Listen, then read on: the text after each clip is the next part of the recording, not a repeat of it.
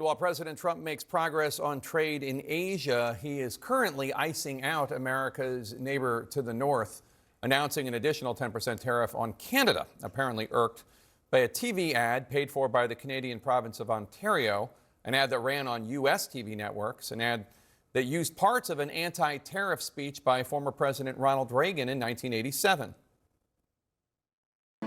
High tariffs inevitably lead to retaliation by foreign countries and the triggering of fierce trade wars.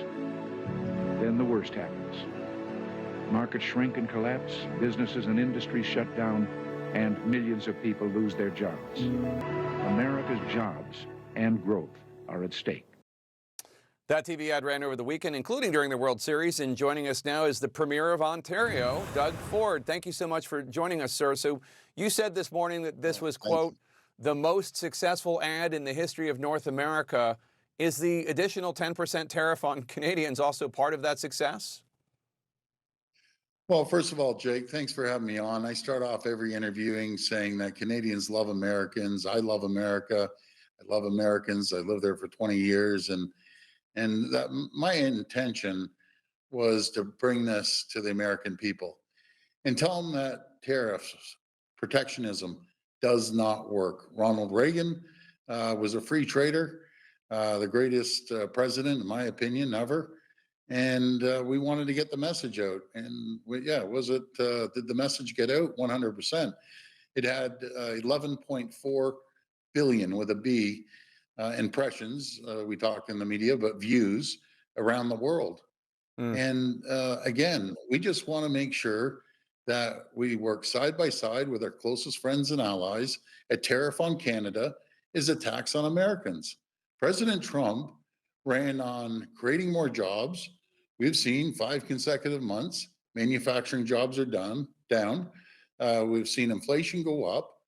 That's not what President Trump ran on. And we want to be the solution. And the way we get back on track is sign a deal with your largest #1 customer in the world, and that's Canada.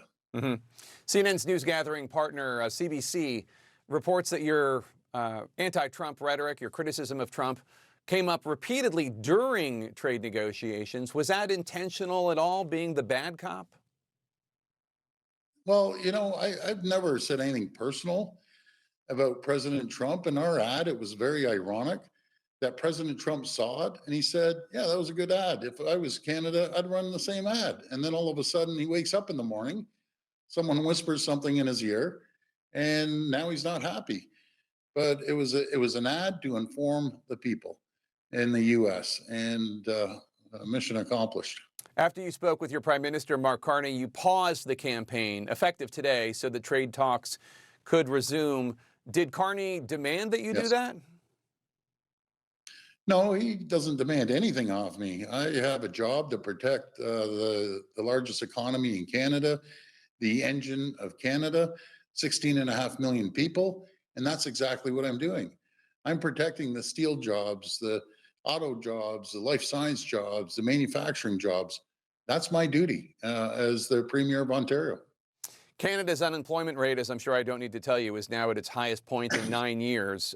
Do you have any regrets about stirring the pot, possibly making things harder on your fellow Canadians due to this retaliation from President Trump? No, I don't believe so. The person that started this whole thing around the world, not just with Canada, is President Trump. And the American people are finally feeling the effects of tariffs. And it's going to continue. The more tariffs, it's more of a tax on Americans and less jobs for America. If anyone reads into many speeches Ronald Reagan did after the free trade agreement with Canada, with former Prime Minister Brian Mulroney, which is no longer with us.